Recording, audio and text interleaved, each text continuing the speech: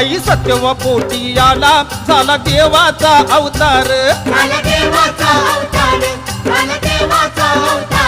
बाळू मामाच्या संग सारी कीर्ती मेंढर अन कोकर मुख्या माईची मनात एक आशा ही वाटली मुख्या माईची मनात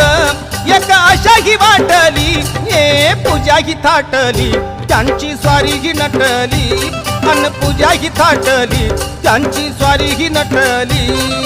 पूजा ही थाटली त्यांची स्वारी ही नटली पूजा ही थाटली